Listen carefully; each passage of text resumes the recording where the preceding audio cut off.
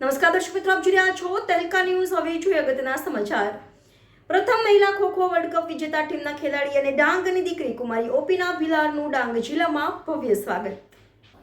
પ્રભારી મંત્રી શ્રી કુંવરજીભાઈ હળપતિ, વિધાનસભાના નાયબ મુખ્ય દંડક શ્રી વિજયભાઈ પટેલ સહિત ગ્રામજનોએ ઓપીનાનું કર્યું ભવ્ય સ્વાગત। ગ્રુપ ગ્રામ પંચાયત કેશબંધ તેમજ બિલીઆંબા પ્રાથમિક શાળા દ્વારા યોજાયો સ્વાગત સન્માન સમારોહ કાર્યક્રમ। ડાંગ જિલ્લામાં સુબીર તાલુકા બિલિયાઆંબા ગામે તારીખ 8ના ડાંગના છેવાડાના ગામ બિલિયાઆંબાથી વિશ્વના મંચ પર ઝળહળતી સિદ્ધિ મેળવનાર કુમારી ઓપીના ભીલારે ખોખોની રમતમાં ડાંગ સહિત સમગ્ર ગુજરાતનું નામ રોશન કર્યું છે। ખોખો વર્લ્ડ કપ 2025માં ભારતીય મહિલા ટીમે પ્રથમ વિશ્વકપ ટ્રોફી જીતાડી ગુજરાત અને ભારતનું નામ રોશન કરી નવો ઇતિહાસ રચ્યો છે। દેશનું નામ રોશન કરનાર ભારતીય રાષ્ટ્રીય હોકી ટીમના એક ખેલાડી તરીકે સફળ રહેલી કુમારી ઓપીના ભીલારની માતૃભૂમિ તેમજ પ્રાથમિક શાળા બિલિયાંબા ખાતે આદિજાતિ વિકાસ, શ્રમ અને રોજગાર તથા ગ્રામ વિકાસ વિભાગના રાજ્યમંત્રી, ડાંગ જિલ્લાના પ્રભારી મંત્રી શ્રી કુંવરજીભાઈ હળપતિ તેમજ ગુજરાત વિધાનસભાના નાયબ મુખ્ય દંડક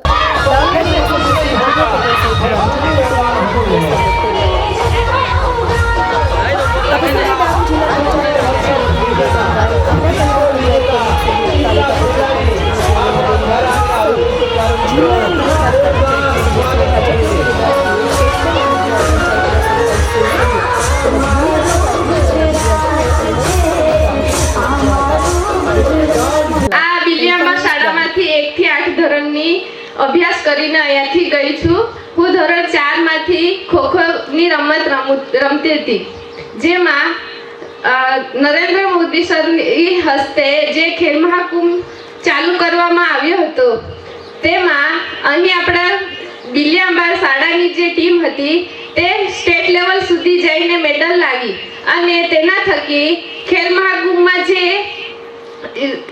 મહાકુંભ જે યોજાયો તે અમારા માટે ખૂબ લાભદાયી બન્યો। ત્યારબાદ મને જેને પ્રેક્ટિસ કરાવી જેવા વિમલ સર અને રસિક સરનો હું ખૂબ ખૂબ આભાર માનું છું, કેમ કે મને વર્લ્ડ કપ સુધી પહોંચવા માટે જે પહેલું પગથિયું હતું તે એ લોકો થકી મારું પહેલું પગથિયું થયું।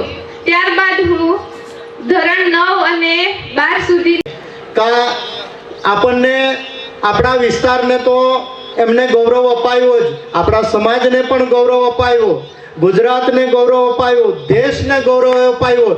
એવા ઓપીના બેનને આપણે બધા જ લોકો દિલથી ખૂબ ખૂબ શુભેચ્છાઓ પાઠવે છે કે ઓપીના બેન આપ આગે बढ़ो, हम तुम्हारे બહુ ધીરું બોલો છો, ઓપીના બેન तुम आगे बढ़ो। આપણે બધા લોકોએ સાથે રહેવાનું છે, આપણું ડાંગનું રત્ન છે। મારું નામ ભીલાર ઓપીનાબેન દેવજીભાઈ છે। હું ડાંગ જિલ્લાના નાના એવા ગામ બિલિયાંબાની છું। મને વર્લ્ડ કપ સુધી પહોંચવા માટે ખૂબ જ તકલીફ વેઠવી પડી અને ખૂબ જ સંઘર્ષ કર્યા છે મેં, કેમ કે હું ધોરણ 4માંથી ખોખો રમતી હતી, જે બિલિયાંબા પ્રાથમિક શાળા છે ત્યાંથી હું ધોરણ 1માંથી અભ્યાસ કરતી હતી, ધોરણ 8 સુધી અભ્યાસ કર્યો અને ધોરણ 4માંથી હું ખોખોની રમત રમતા શીખી।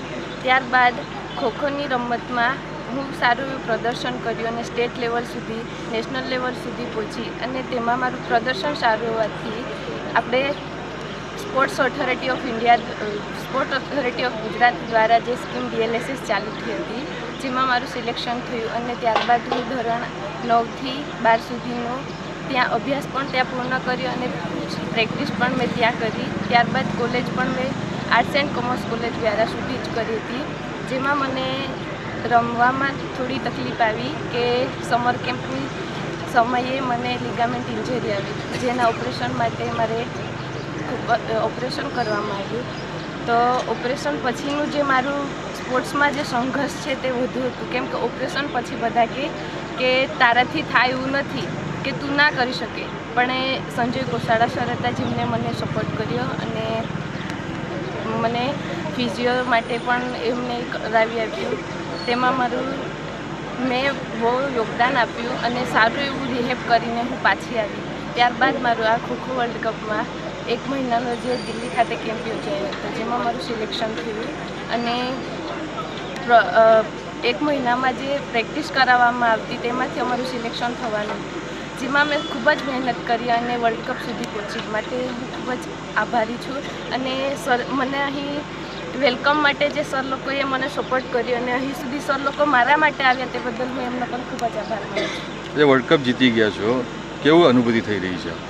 વર્લ્ડ કપ મેં ઇન્ડિયા માટે રિપ્રેઝેન્ટ કર્યું માટે હું ખૂબ જ ખુશ છું. ને મને હું ખુશી બયાન ના કરી શકું કેમ કે ઇન્ડિયાને હું રિપ્રેઝેન્ટ કરીને વર્લ્ડ કપ જીત્યા અમે. માટે હું ખૂબ જ ખુશ છું. શું અપેક્ષા છે સરકાર પાસે હવે તમારી? સરકાર પાસે મને અપેક્ષા છે કે જેમ કે સરિતા ગાયકવાડ જેને મેડલ અપાવ્યો હતો ભારતને, એને જોબ માટે એને નોકરી પણ મળી. માટે સરકાર પાસે મને એવી અપેક્ષા છે કે એ લોકો મને સહાય કરી શકે.